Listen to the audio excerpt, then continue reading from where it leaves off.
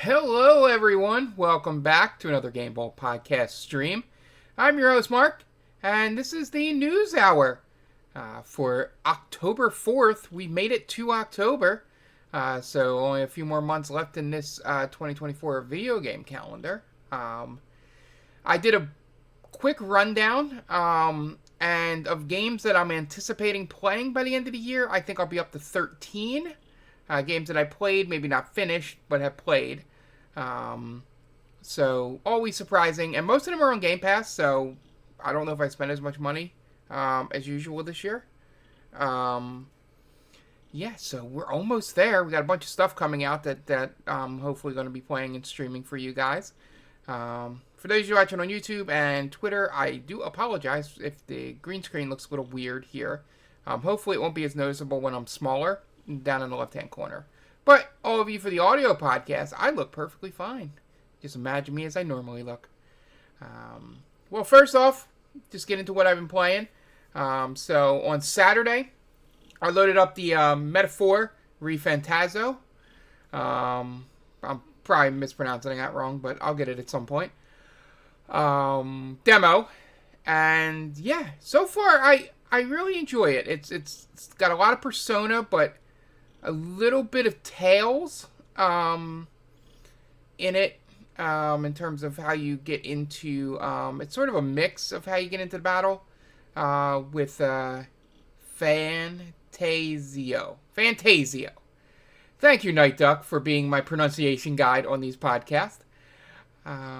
So, yeah, it's a good mix there. I think it's probably more closer to the normal Persona stuff, but seeing it in an overworld makes me just immediately think of Tales.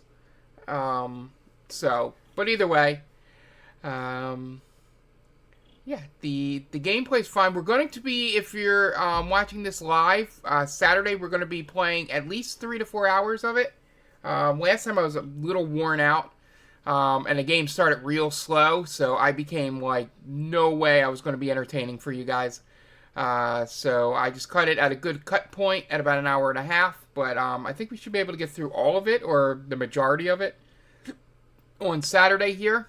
And then we'll have a brand new game on Monday, which I will get at the end of this How You've Been Playing segment. And we'll, play through that, and then we'll finally go to Return Nights. And the other programming note, essentially, I'll just get it out of the way now. Nier is probably moving to... Looking at the timing, it's probably better to move it to like 7 o'clock before this stream.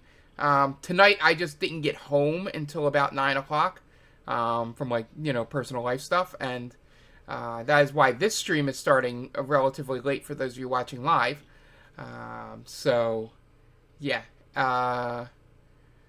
Yeah, we're just beginning, Tom. We had some technical difficulties. I arrived home late from something, so we are good. And yeah, that talking to the chat I'm doing. If you join us live on Twitch, you'll be able to talk live while I record this. So, yeah, so metaphors look really good so far. Hopefully, when we get into the deep dive of this cave we're going through, maybe the battle system will really pop for me. But I like what they're doing so far in it.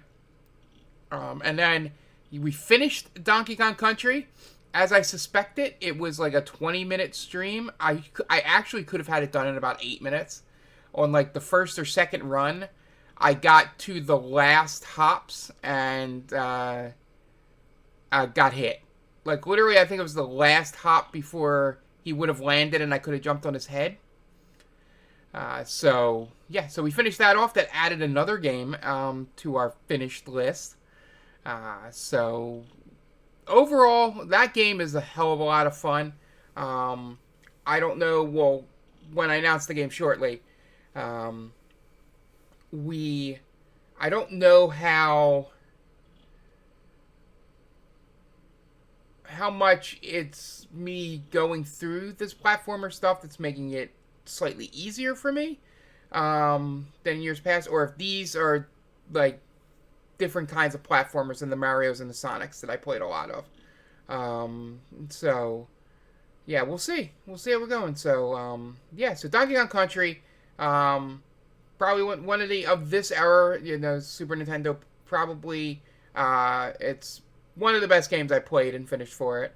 Definitely, probably, absolutely top 10, possibly top 5. I'd have to think about it, but it is really well done, very precise.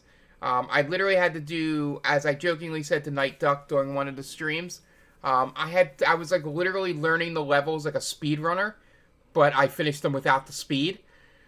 So it was like going through levels and just being able to jump without hesitation at places. I still got a little anxiety and would jump or hesitate to jump at times, but overall I got done fairly quickly once I learned levels and stuff like that. But that just the preciseness of a lot of that stuff is really, really good for the level.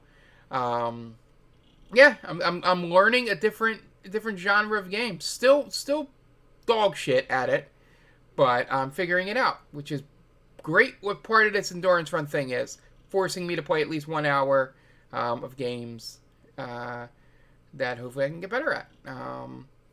Without further ado, the game that we will be starting tonight, if you're listening to this podcast or watching it on YouTube. So a little drum roll. I don't know how much that's picking up. We will be playing Super Mario 2, the US edition. The one that is based off of Doki Doki Panic, not Lost Levels. Again, my criteria for Tom when he spun the wheel, because we weren't just taking, whatever game popped up on the wheel, because I want it to be entertaining for you guys. So I said, hey, we're just doing NES, Super Nintendo, Sega, N64, that genre, maybe a TurboGrafx, maybe, PC-88, like that genre, that era of games there is all that we're playing. I'm going to get to that, Night Duck.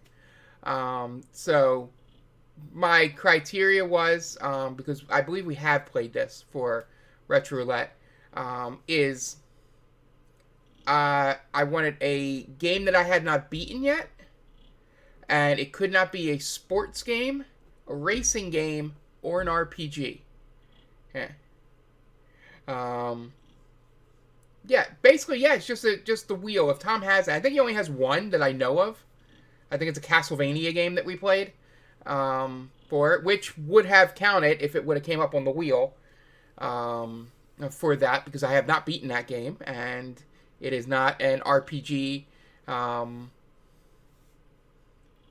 PC Engine, sorry. I apologize, I said the wrong thing. Correction from Metal Militia, PC Engine, not PC-88. So sorry to get Night Duck excited there. But, we know when I was talking to Tom, the era and time period that I was talking about. So be sure it's probably mainly going to be, like, brawlers, like, say, a Double Dragon, even though I've beaten Double Dragon, but that's just a good example for that. Streets of Rage, or it'll be platformers like Mario, Sonic, Donkey Kong, adventure games in the Zelda type, games like that. Because I don't really know how we would do sports games as a stream thing. I guess I could just play a season, but I don't know how much fun that would be. I wouldn't technically be beating the game. And, there's not just one way to beat it. I guess for something like Blades of Steel or ice hockey, I could just beat the tournament. Or we got Temco Super Bowl, we would play a season. I don't know. That's why I said no sports games. Like baseball would be impossible and stuff like that. Tennis would be iffy, but so I just said no sports. It's just too complicated. RPGs take too long and would be hard to stay within our time frame, because I'm doing strict 1 hour streams for the Monday streams. So RPGs are out because I don't know if I'd have a save every hour, and I didn't want to just resort to save states. Trying to beat the games as naturally as possible. And B, if we're doing 1 hour at a time, it would take us a year. Median. To beat anything on a Monday. The idea of the Mondays is to go anywhere between 10 to 15 episodes at most. We've done a good job with that. I believe Donkey Kong is 12 or 13, and I think Super Mario World 2 was about the same. And so, yeah, that's the goal for the Monday. Just want to lay that out to you. That's why our game is Super Mario 2 USA. It'll give me my second Mario game that I have beaten all the way through, with the aforementioned world. So, yeah, that was a good pull. I'm excited. I've gotten through a couple levels like worlds before, but I've not gotten all the way to the end. I've seen people beat it, so it's not like there'll be any surprises for me. Like, I didn't really know where Donkey Kong Country was going, because honestly, I've only seen 2 and 3 speedrun. Or speedrun. But, yeah, I'm excited. So, on to other games I've been playing. I'm still making my way through Rise of the Tomb Raider. Or Shadow of the Tomb Raider. I think it's Shadow, whatever the second one is. When you're in Russia, or Siberia, or wherever the hell we are. That game, I just playing through it. I remember why I was, like, so obsessed and addicted to the first one. There is such a good gameplay loop there. It's got very much I guess it would be the Metrovania style of, do as much as you can in an area, then when you upgrade something, come back and finish it to get 100%. If you're a loot goblin, it will 100% work for you. As, you just see all the loot you can get, and then wanting to 100% a world, and it tells you if you 100% at the location, the map or not. So definitely for those people that need to do everything. So playing through it, a lot of fun. Wouldn't be a really great game. I guess it would be a great game to stream, but at this point, I didn't want to jump in with the second one with you guys. So it'll be a genre staying off the stream here that I will just enjoy on my own. Sorry, Game Ball Cat just walked in and bumped my hand. So, yeah, playing through that. I played a little more of NHL 25. Yeah, and as I said before, the gameplay is better. Like, I feel more like, it's going to be a weird statement to say, but people that have played through sports games recently and all that, maybe I don't know if Tom has touched Madden recently or anything like that. But I feel like I'm actually playing hockey and not just doing the same 4 or 5 things to be able to generate offense. The adaptive AI has gotten much better. The adaptive AI in the past would just make it harder and make the computer AI do impossible things as you got better at the game. Here, they more react like a team would. Like defensive schemes would change and stuff like that, but players wouldn't become superhuman. And the most important thing that the new AI engine, NHL IQ, or whatever they're calling their new thing for all the 25 games, is that your AI players act more like, thinking players.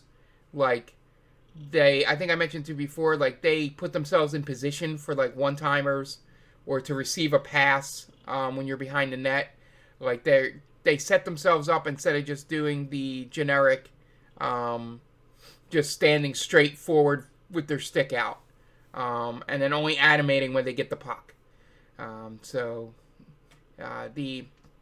only thing that's died down, and I will probably play on mute for the rest of the way, is that the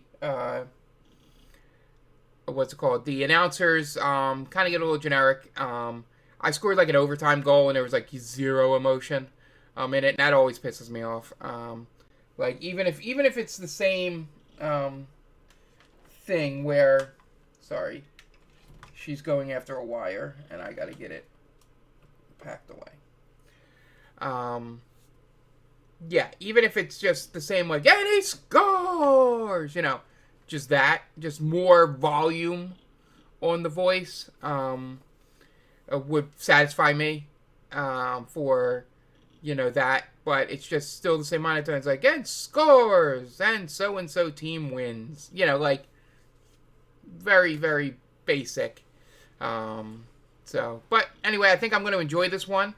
It's the first one in a while that I've considered buying instead of waiting for it to come free on EA Play. So, I'm looking forward to that. And as I think I mentioned at the beginning, I've marked down some games coming up. Like, I should be, by the end of the year, at 13 games for sure that I'm going to play. Like, I have Metaphor. I didn't even write Zelda down because I don't know if I'll get to Zelda this year as much as I want to. Especially with something that you see in the news story we got coming up. Indiana Jones is on Game Pass, so I'm going to be playing that. We got Call of Duty and a couple other games coming out that I forget. I wish I had the list right in front of me. But, yeah. So it looks like when I do my top 10, I'll have 13 games. So I'll have 3 games that won't make it, which it'll be fun for me. 2 of them are probably going to be sports games. As much as I loved FC and NHL 25, even though I have played them, they will probably not make the list. So it's really just one game is going to be fighting for that 10th spot on my list. So, and then I can add a bunch of games from Game Pass, like Dungeons of Hinterberg, I believe it's called, Hinterberg.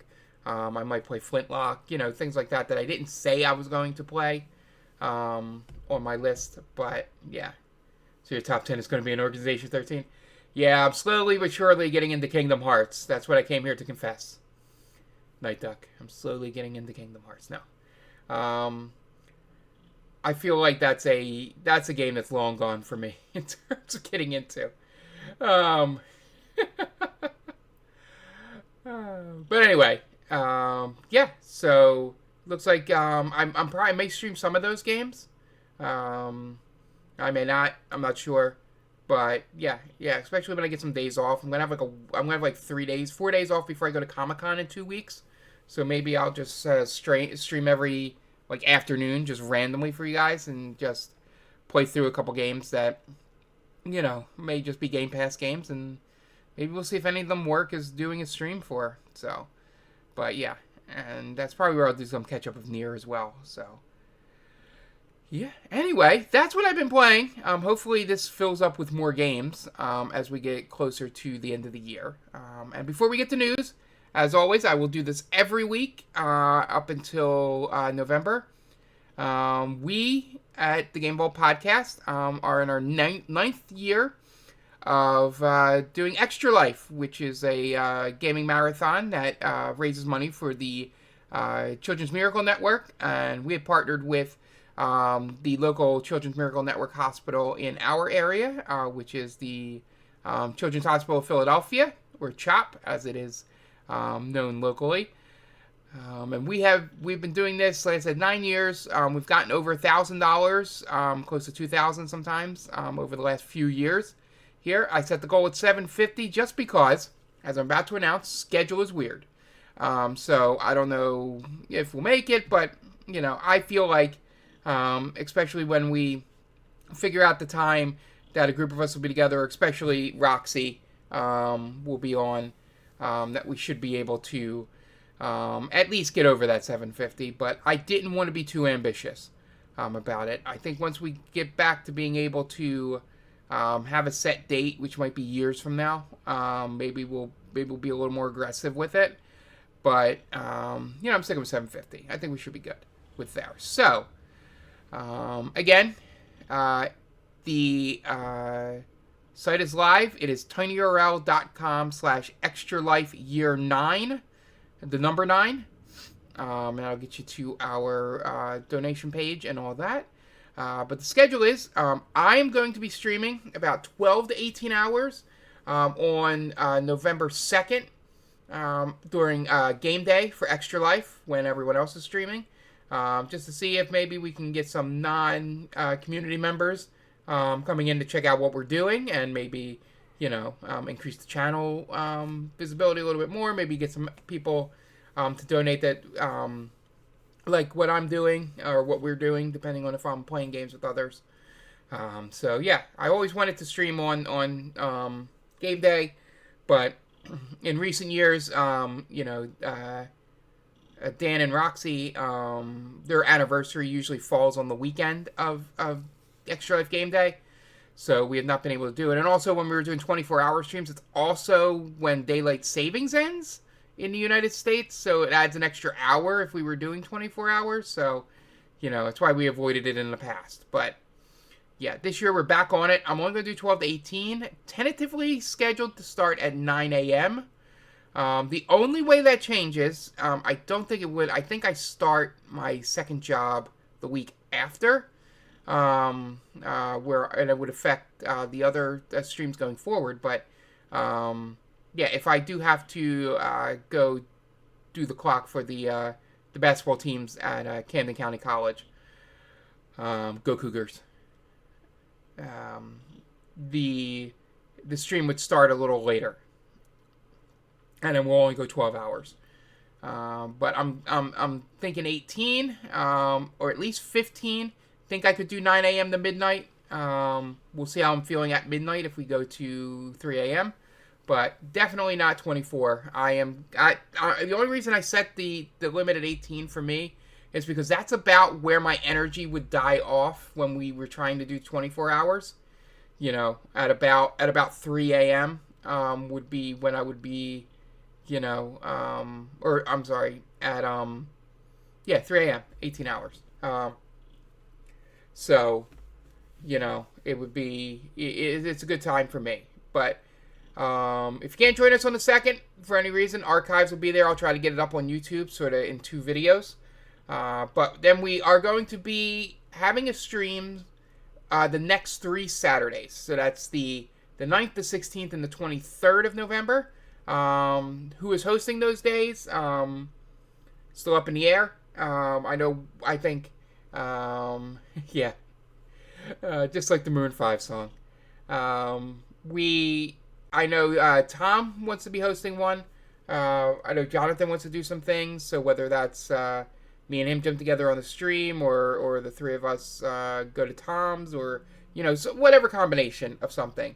We'll figure it out. And then whatever Roxy can join with Dan. So we'll figure it out. The only thing 100% for sure is that I will be doing something on each Saturday. Whether it's I will stream. I'm still going to be streaming my game that I play on Saturdays. So whether I go longer than that, or come on earlier and lead into it, will come down to what the other schedule is for that day. As Tom just said in the chat, he'll be doing the 9th at 9 a.m. So, yeah, look out for that. I will be there in Discord. Like I said, the only thing that would stop me from being there most of the time or the full time is if I have to go to my second job, which is only like 3-4 hours, depending on how many games there are. So, I'll be back in time for doing what I want to do that Saturday. But yeah, that like I said, join us. We're over at twitch.tv/GameBallPod if you're listening to this or watching the YouTube archive. And yeah, we'll be doing it again this year. Almost gonna be a decade, 10 years next year. So maybe we'll think of doing something big and special for that one. Yeah. I think that's it. Yeah, one more time. The site is tinyurl.com/extralife year 9, and 9 is the number, if you want to donate. All right. Without further ado, let's get into the news.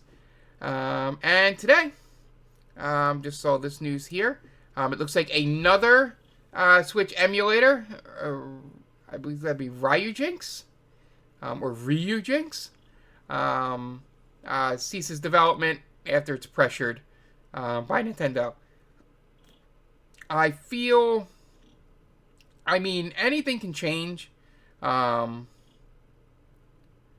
like Yuzu went down. Anything can change in terms of how Nintendo treats other stuff. But I think the main thing, from what I remember, and maybe Tom can elaborate more, and I'll read off what he says in chat. But I think yeah, I saw that they did that. I think the main reason they're going after the Switch emulators is for some reason they're using encrypted stuff that does make it illegal, from what I've heard. And that would allow like pirated stuff to go on early before games are released. I think that was the mistake they made, which is the problem with doing emulators while a system is still releasing new games for it, is that you could run into things like these. While Nintendo is very, very strict and crazy and are trying to, they're very litigious and usually win just because of how Japanese courts work. I'm not surprised that unless these Switch emulator creators were being very, very careful, they're going to get caught up in whatever encryption thing they had to break. So, yeah. So if you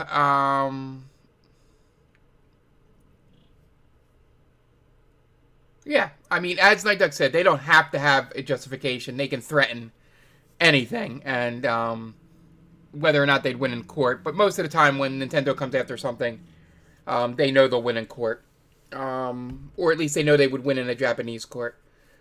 So, yeah. Just this is more of a PSA. If you had this is why you haven't been seeing it recently, and probably why it won't update and all that stuff. So, as a person that uses emulators myself, I tend to avoid ones that are like current gen if they're out there, just for the sheer reason of A, they couldn't be stable because they're probably newer, and B, you get the risk of things like this happening. So, yeah,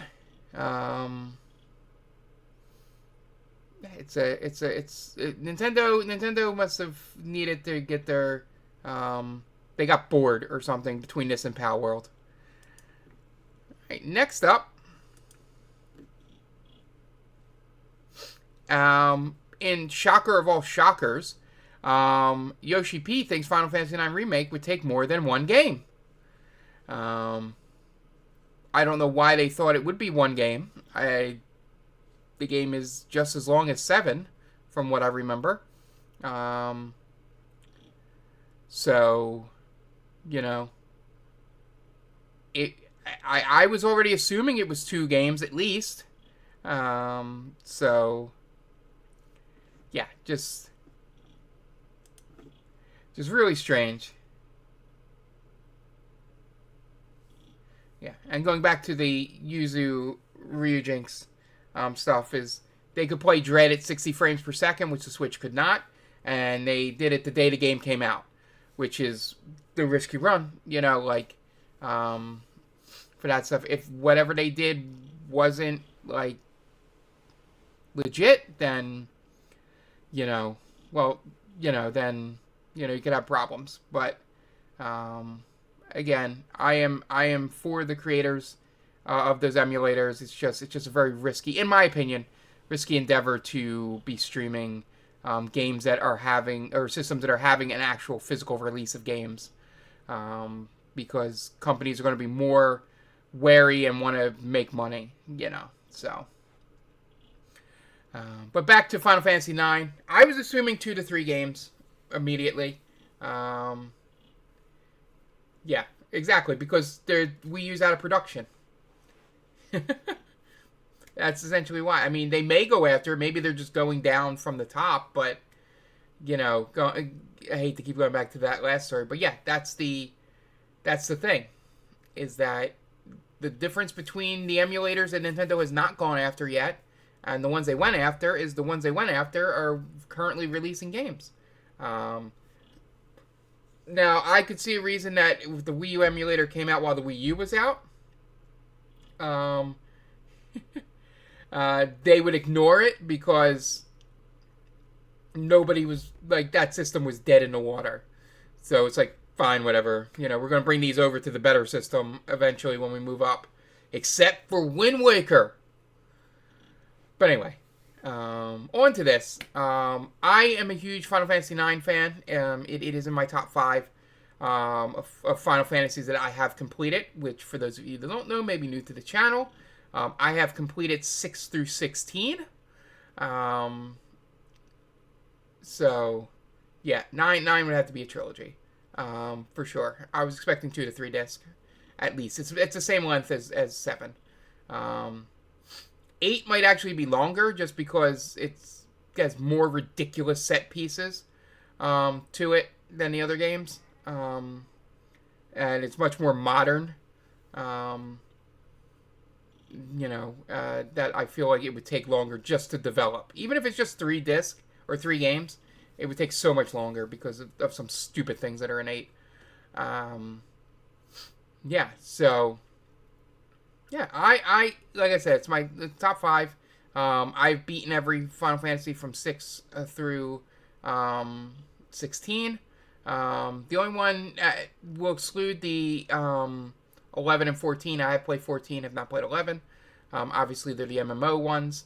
And I have played about half of X2. But I have played, unfortunately, all 3 13s. God... Every time I think about it, I just have like this wave of flashback of how much I absolutely hate it. Lightning Returns. But anyway, 13 would be much higher on my list if I separated the games. But if I'm taking them as one package, Lightning Returns pulls it down so much. Anyway, looking forward if they do this. But most importantly, I want them to finish. I want them to be like Cody Rhodes and finish the story and put out the 3rd game of FF7. So this was a funny story. Ubisoft is considering taking the company private and I think selling the company off, if I heard. So, you know, this was after the stock prices tanked after Star Wars Outlaws and all that. Didn't make as much money as they thought it would. Sorry for having Max Scoville on your screen for those of you watching the video. Every other place I can keep this, it just looks weird. Yeah, so the stock prices soared, not surprisingly, after this announcement was made, because those stockholders want to keep it public. So maybe this was a good gambit, but maybe Tencent may want to purchase or do something. I don't know, but it's just funny that they announced this, and then all of a sudden the shareholders way to go up. And they went up about $3. It was like in the 10s, and now it's near $14. So pretty interesting. Just a random story, as like, you know, avatars are showing here if you're watching the video, and Star Wars didn't do as well as they thought it would, and X Defiant was just as much as some people loved it, just didn't hit like they thought it would. Next up, this is the Zelda story I was telling you about, which has gotten me absolutely wanting to try and play Echoes of Wisdom. Apparently the map for Echoes of Wisdom is Link to the Past in the future, like or after A Link Between Worlds as well. I will scroll down and show you. So this will load up X here, X formerly known as Twitter, and I will open this, and hopefully it's showing up well on the screen. There you go. So essentially, this little box over the Echoes of Wisdom map is the Link to the Past map, and it almost matches up perfectly. You know, sort of, there's like stuff into the corners here. But the things that do match up is that Desert Palace is here, right over here, or somewhere over here. You got the Eastern is over here, and then you got the Zora place, which would be up here in the upper right, and then the Lost Woods here, and then you got this whole area, which is new to the map, which is where the Gerudo live. That was not accessible, probably at the time because it was blocked by forest. And then you get a little more, I believe the rock people, the Gorons are like down here ish off the map. But yeah, this is why I'm gonna pick up Echoes of Wisdom. I was going to anyway, but this definitely makes me want to pick it up. The funny thing is, if we'll pick up these photos here, but yeah, you have this is linked to the past photos you're watching the video, and this is outside the desert castle. So you have these two statues here that lead you. The one on the right leads you in. This one leads you out onto the shelf.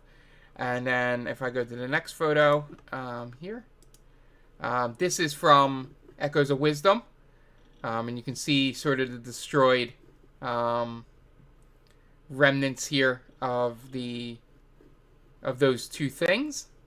And then next photo here, we have the entrance to Desert Palace, where you read the book, and these things move around so that you can go up those stairs I showed you in the previous photo.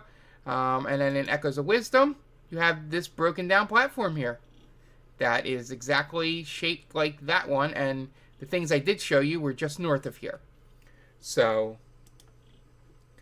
pretty cool for a Zelda freak like me to see this, and someone that wanted to, see maybe an upgraded or version of Link to the Past in this style of game, that maybe they could do it, or this is like their way of doing it. The fun thing I learned about this, I don't know, I think it's true, is that originally the people that were sort of created that are the developers of this game were developing like as a dungeon maker, like Mario Maker, A Link to the Future. That's pretty good. They were making like a Mario Maker dungeon thing, a dungeon maker, and I think it was a Numa came through, played the game, and then decided that they just needed to make a full game and not be a dungeon thing. He loved what they were doing so much. So that might be why it has a lot of tie-ins with the old games here, because they probably were using those as assets. But still pretty cool. Can't wait to play this game. This one's for Tom. Halo is getting a third-person mode. Yay! It's coming to Infinite in November. So, at the Halo World Championships, they announced this. I don't know. I'm not a Halo person. Yeah, so this is the first time that a third-person mode has ever been offered in a Halo game.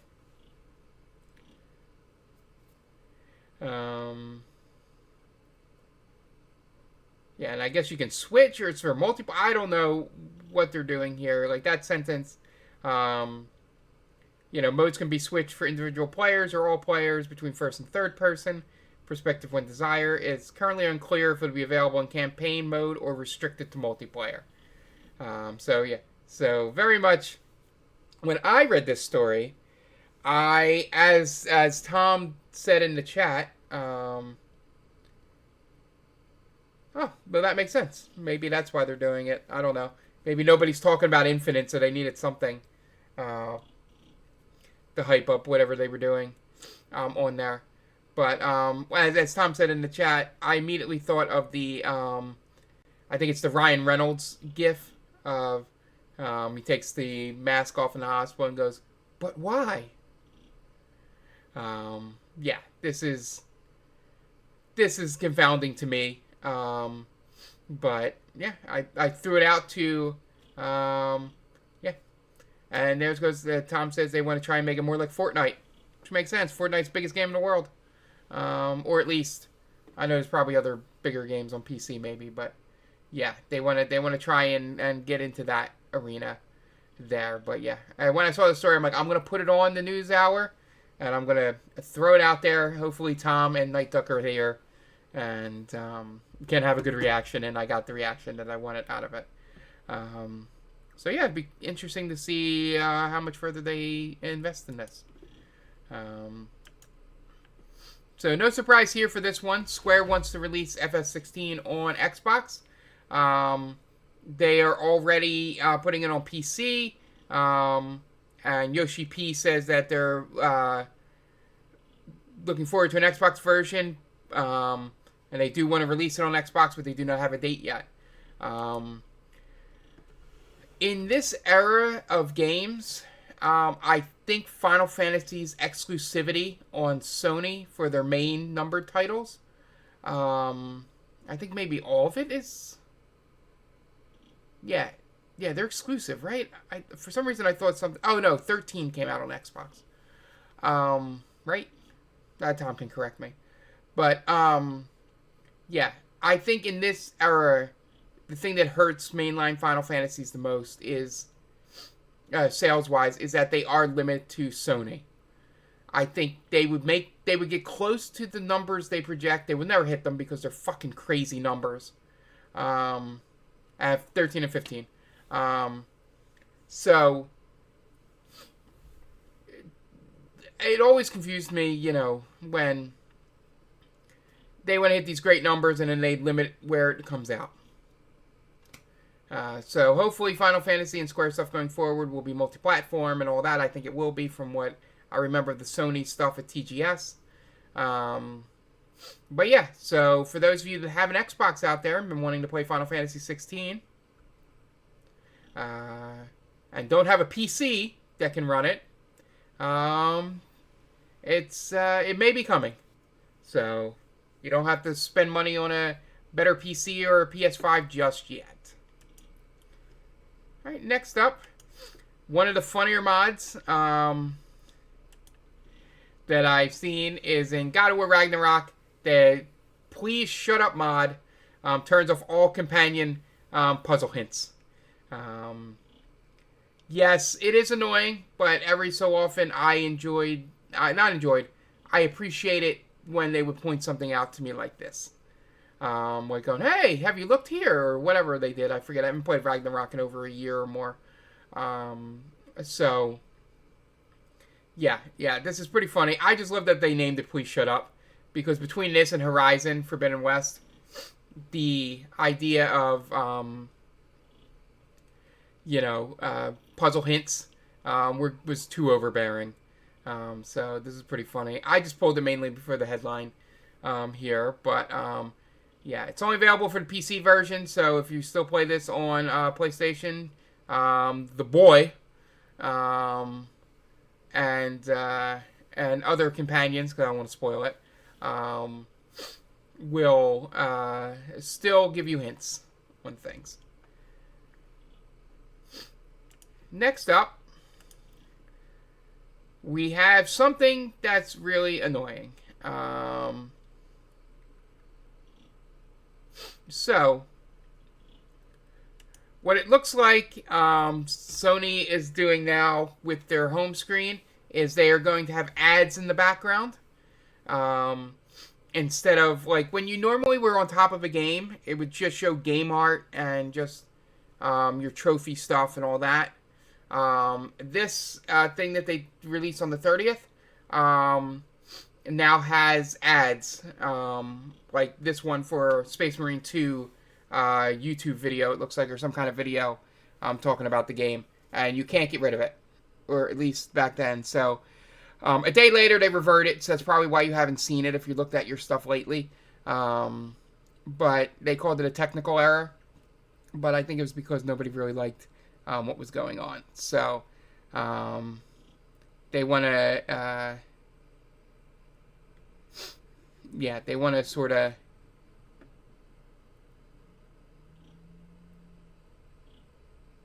Yeah, yeah. So, yeah, this was it was updated, but it just the only reason I pulled this, even though it had been corrected as Jonathan points out in the chat, um, is that I was hoping that I personally, and maybe it's sacrilege a little bit, but I personally enjoy the PS5 screen when it's up there compared to Xbox. Yeah. I'm not concerned. I know the ad thing has been happening, but just the way Sony's thing is laid out, I felt it was a lot better. Just me personally. So seeing that they may be disgracing it with ads made me a little sad. But yeah, so yeah, it was interesting. I'm more pulled to just basically say that is that this ad thing. The only thing I'm worried about is the stuff coming that has been rumored that they want to put ads in the middle of games. Yeah. And as Night Duck says in the chat, the same reason. It shows all your games on your home screen. So it was nice that the screen wasn't full with ads, like Xbox is. So this was disappointing for me. But yeah, hopefully this doesn't lead to, it being mid-game ads or something that I had heard rumors of that the, executives were discussing. So it's just the world we're in. Nowadays, they're trying to, things are expensive and they're trying to make money and screw the consumer. All right, so that's the last sad story. The next ones are just our next one's pretty fun, and then our natural Game Pass PlayStation Plus wrap up. The Super Mario Brothers 2 movie is going to include some Nintendo characters that are really deep cuts. Now,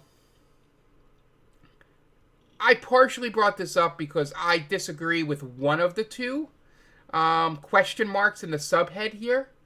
Where it's Rosalina question mark or Bowser Jr. question mark. Rosalina was in two of the most popular 3D Mario games ever created.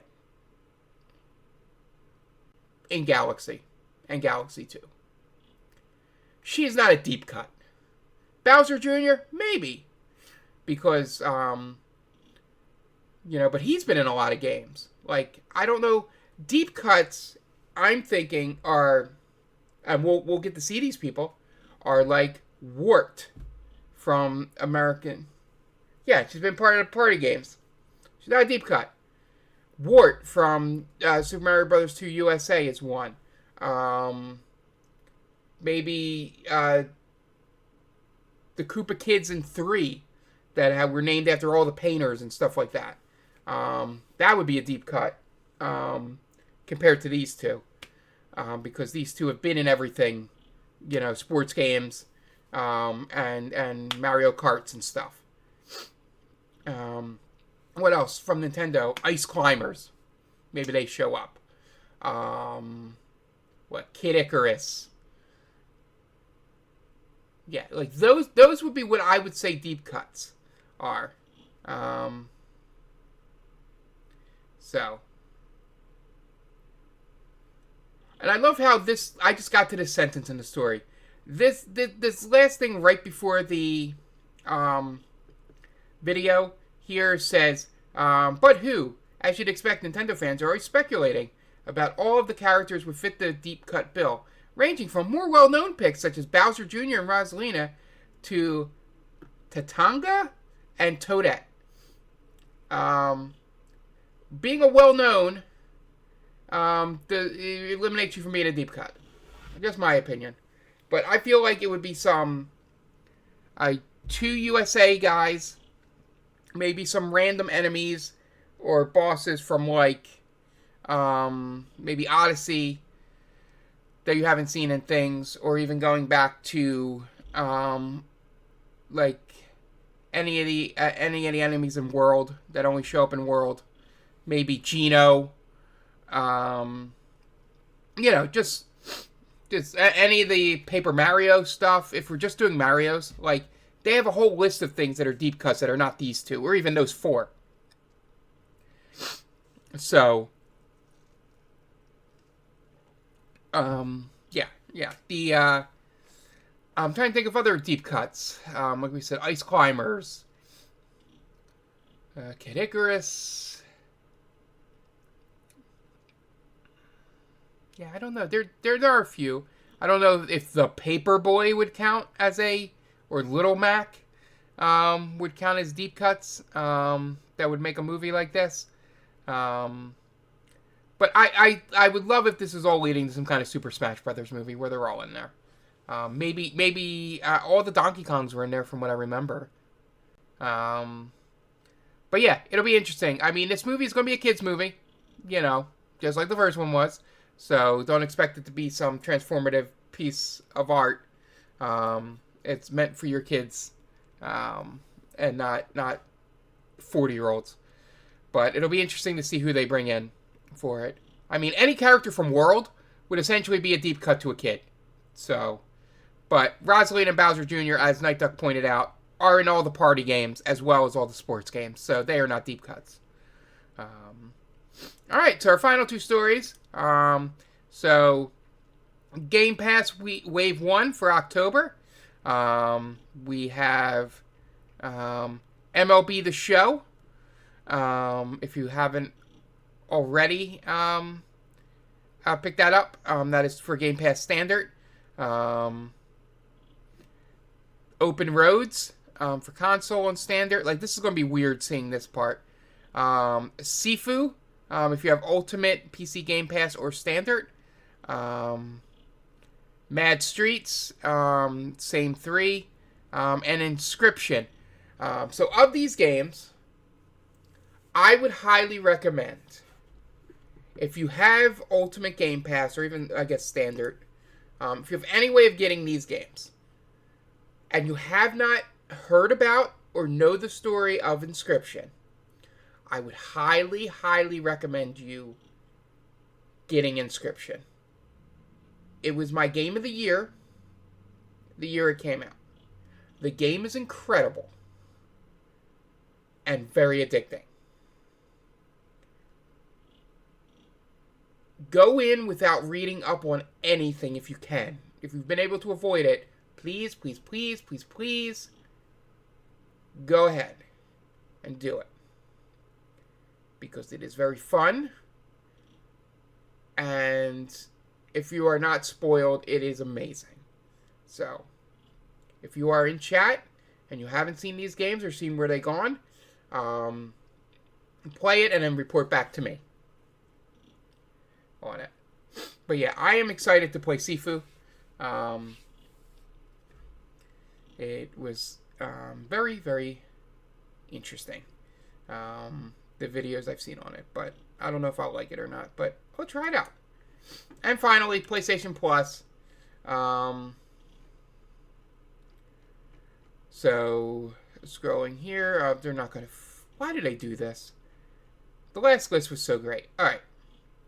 So, Sony's released the PlayStation Plus Essential tier games. These are, if you're...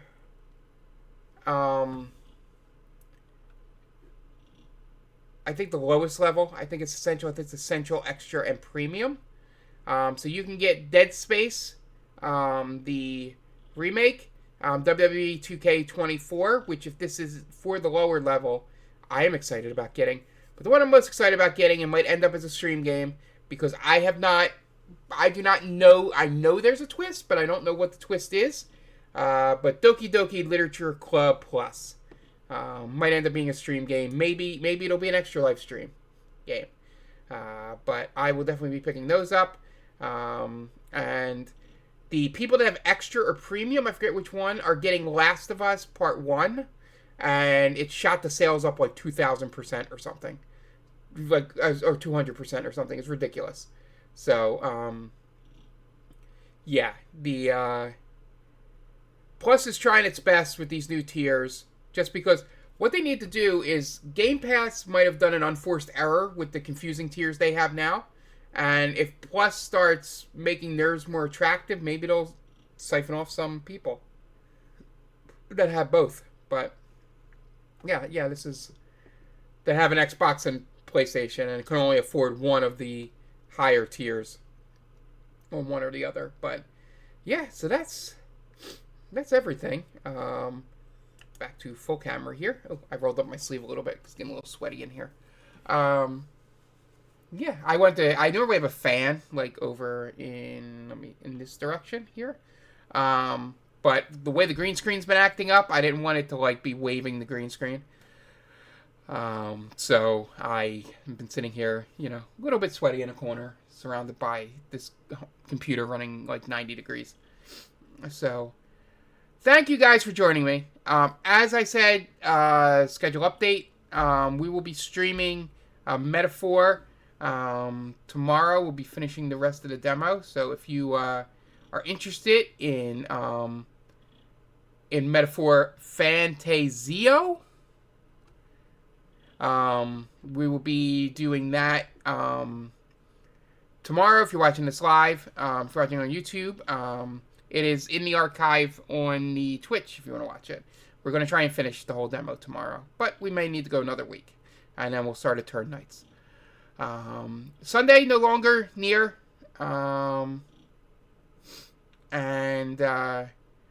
so Sunday's no longer near. Near is gonna be before the news hour. I'm thinking of starting at 7, doing like 2 hours of Near, and then doing the news hour.